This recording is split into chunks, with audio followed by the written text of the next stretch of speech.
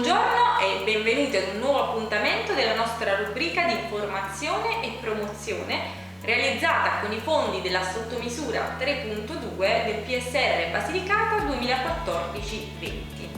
Oggi parleremo insieme del frantoio oleario.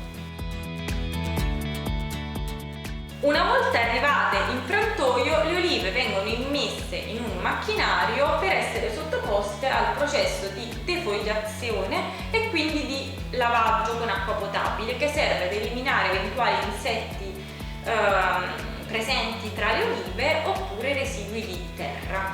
Così preparate sono sottoposte al processo di frangitura o molitura, che porta alla produzione di una pasta di oliva composta soltanto da olio, parti solide e acqua.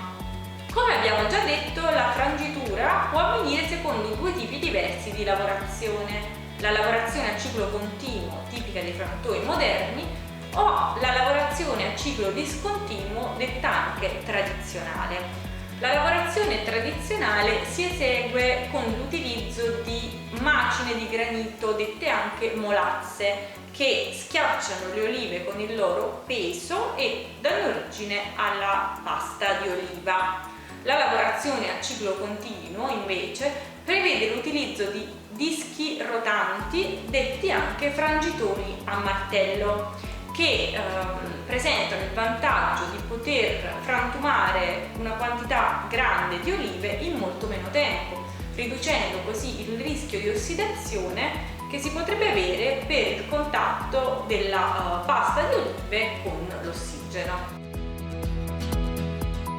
La fase successiva è quella della gramolatura, in cui la pasta di olive viene rimescolata lentamente per favorire la rottura dell'emulsione tra acqua e olio e far sì che le gocce di olio si aggreghino in gocce sempre più grandi, in modo tale da agevolare la successiva estrazione.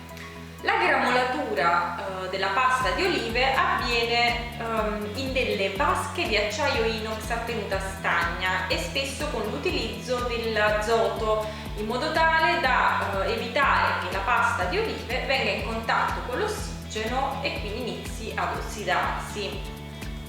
Inoltre la gramolatura avviene sempre a temperatura controllata, che non deve mai superare i 29 gradi, per preservare le caratteristiche organolettiche del prodotto.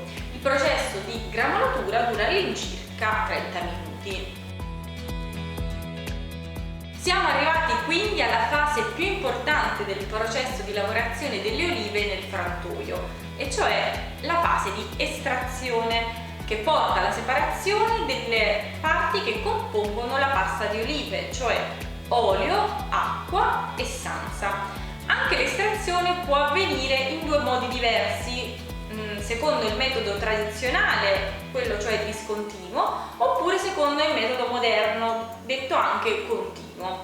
Il metodo discontinuo prevede l'utilizzo di dischi, detti anche fiscoli, sui quali viene posta la pasta di olive. Questi dischi vengono sovrapposti ed intervallati da dischi di acciaio, e su di essi viene esercitata una pressione per un tempo di circa un'ora. Per effetto di questa pressione si separerà l'olio dalla parte solida, che rimarrà invece all'interno dei dischi. Oggi però quasi tutti i moderni frantoi utilizzano un altro metodo, quello continuo, che prevede la separazione di olio, sansa e acqua attraverso una centrifuga. La pasta di olive viene quindi centrifugata in un tamburo conico rotante ad asse orizzontale, detto decanter. Questo decanter ruota ad una velocità che va tra i 3000 e i 3500 giri al minuto, e in esso, per effetto del diverso peso specifico delle materie che compongono la pasta, queste si separano in 2 o 3 fasi. Terminata la fase di estrazione dell'olio, si ottiene un prodotto che è già pronto per il consumo. Tuttavia, l'olio così ottenuto non si presenta limpido ma torbido, in quanto in sospensione ci sono delle particelle che residuano dal processo di estrazione, che possono essere pezzi di polpa, acqua, ossigeno o mucillagini. Aspettando un po' di tempo, queste particelle in sospensione si andranno a depositare secondo un processo che si chiama decantazione sul fondo del contenitore e quindi potranno essere eliminate. Se si vuole accelerare questo processo si può fare ricorso alla filtrazione. L'olio può essere cioè filtrato utilizzando delle fibre naturali come il cotone o la cellulosa, che andranno a separare appunto tutte queste parti in sospensione dall'olio. La conservazione dell'olio deve avvenire in contenitori di acciaio inox e volendo si può fare ricorso all'azoto in modo tale da evitare il passaggio dell'ossigeno, che è il primo nemico dell'olio in quanto provoca ossidazione.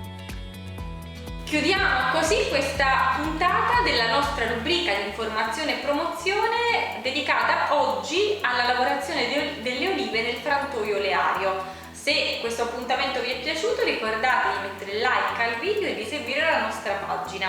Al prossimo appuntamento!